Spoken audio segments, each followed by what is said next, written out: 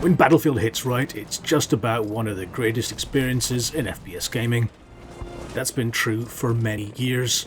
I jumped on the train at Bad Company 2, and even then the tales of Battlefield 2 told by other players let me know that I'd been missing out. Through Battlefield 3, 4, and oddly back to 1 again, I learned that Battlefield delivers something unique to people who want more spectacle in their FPS. And when Battlefield 5 is in its stride, it certainly delivers. Unprecedented levels of destruction, truly beautiful art direction, often superb production values, and simply the best sound design in the business form around that core Battlefield gameplay to bring the player a massive hit of what the series does best. Perhaps the sound design is the lofty peak of those accomplishments. You have to have War Tapes mode selected in the audio, of course, otherwise you're not really playing Battlefield. The mechanical sound of things moving, the pop and thud and cackle of gunfire. The simple act of running along rubble feels visceral and shrill and real. I've talked about the previous closed and open betas before, so you know I wasn't wholly sold on another World War II game.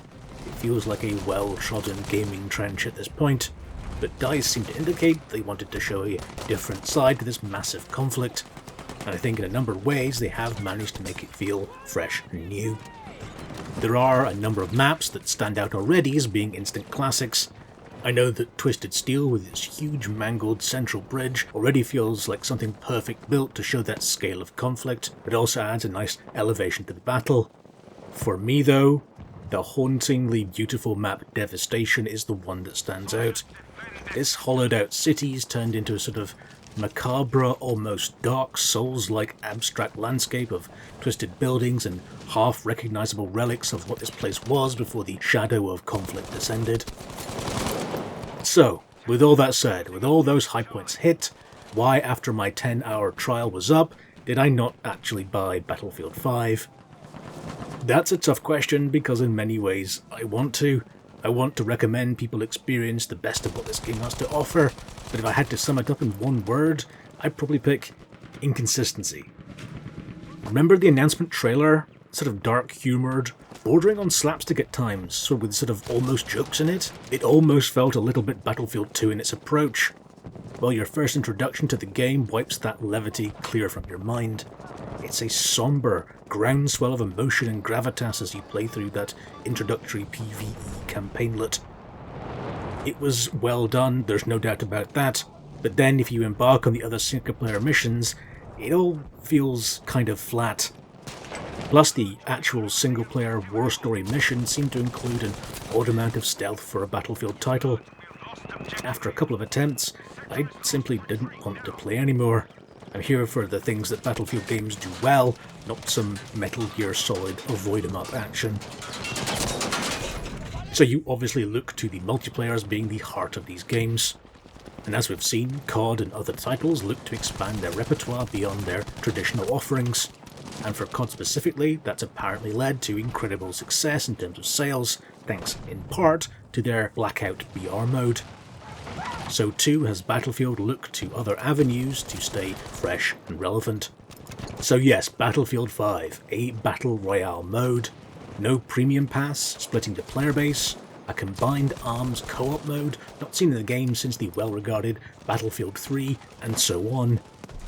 But the main problem to all those positive notes is that none of that is in the game yet. There is no Battle Royale mode in Battlefield 5 today, there's no co-op mode, there's not even a practice range. The game you experience now are these single-player war stories, which honestly have very little value to me if I can't play them co-op, and core multiplayer modes like Conquest, although not Rush, which is my favourite mode, which is apparently coming later. On the map side, it seems rather unfair to put a cold blank comparison to the number of maps Black Ops 4 launched compared with Battlefield 5. From a high level, these games might seem similar, yet the maps in Battlefield are much larger and much more complex, and they serve multiple game modes and scale up for many, many more players. Yet, perhaps the experience of playing the maps means that that comparison is still in some way valid. That thought of seeing a map load in and thinking, oh, it feels like I just played this recently, means that the pure number of available environments still has definite value. Battlefield 5 launches with a total of 8 multiplayer maps. If you played the closed and open betas, then you will probably have already played 2 of them. They are Narvik and Rotterdam maps, leaving 6 new environments. Then there are the bugs too. In many ways, the launch version of Battlefield 5 doesn't feel like it's moved on that much from the betas in terms of issues.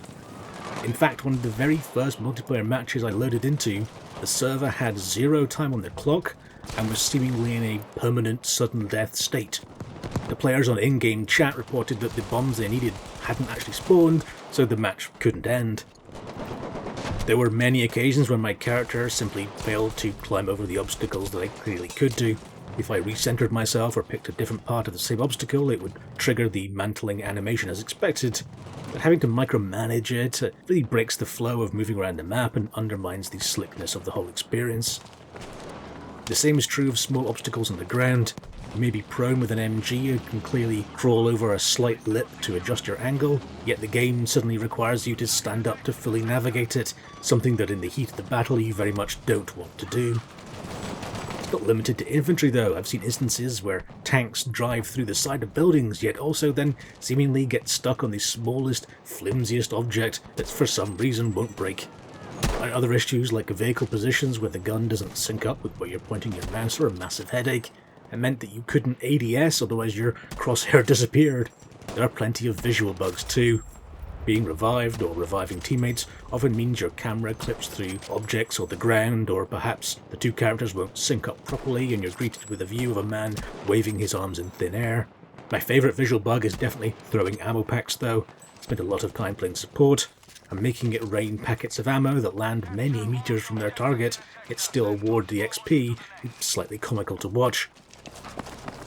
And this is all before you even start thinking about balancing and other improvements, of course. One of the main annoyances for me was on dying you're sent to a third-person view of your alive teammate rather than that overview map. There's even an option to use the A and D keys to cycle through them. It's all very console-y. Clearly you want an overview of where everyone is before deciding to respawn on your squad. Basing your decision on an over-the-shoulder couple of seconds is suboptimal in the extreme. That whole layer of the respawn system just feels like an obstruction and should be just removed in my opinion. Things like fortifications are a nice addition, and they do help in some way sculpt the way that the battle plays out, although they are incredibly easy to destroy with grenades, something most people carry as a default. Seeing your hard work destroyed in an instant becomes a common experience. I also normally play medic class in most games when there's an option to do so. I found myself not enjoying the experience in Battlefield 5. That locked-in revive animation is definitely immersive, but it also feels very clunky and static and exposed during a battle. You're basically saying that you want to stand somewhere that someone else has recently come under fire and not move for several seconds. After dying mid-revive yet again, the enjoyment of playing medic waned somewhat. On the upside again, there was a feeling of progression. The notion of gaining something every time you played, of working towards unlocking the next cool thing. But in terms of weapon cosmetics, it's a far cry from the likes of the recent Black Ops COD. The skins I saw ranged between the okay to the is it really meant to look like that, and I'm looking specifically at you, gold weapon shader. The character customization was better. The breadth of options was clearly dramatically improved from other games, but it was undermined by the repetition seen across other players. When they first announced the game, they talked of customization to create a character that allowed you to create your own identity, or for weapons to really make it your own. Well, when I load into a squad wearing what looks like a completely unique helmet, all netting with object stuff underneath in a sort of believable, organic way, but then you see your squad mate wearing the identical helmet, that notion of individuality is really undermined. I know it's asking a lot. Clearly not every player can have a 100% unique helmet, but when those lofty goals are stated at the start, it's difficult not to feel a bit underwhelmed by the reality. COD using a weapon skin creator sets a really good precedent for this. Or even if there was some modularity to the clothing and gear that we see in Battlefield 5, if they were tinted differently, or if some of the objects could be swapped around, it would certainly make those clothes and characters look more mine. All this is under the shadow of what they call the post-launch journey for Battlefield 5. In fact, if you check the wiki, you can see a plan of what they intend to launch up until March of next year. And as I said, there's no premium pass, so people who own the game will receive all that content. But it does make the launch version of the game feel lean with all its bugs and issues, and dare I say it, a bit early access. If all the content they plan to arrive and the bugs that pepper the game as we experience it today are remedied, then it could be an incredibly strong title. But at the full retail price on Origin, this game is a cent off $60 for standard and $80 for deluxe editions.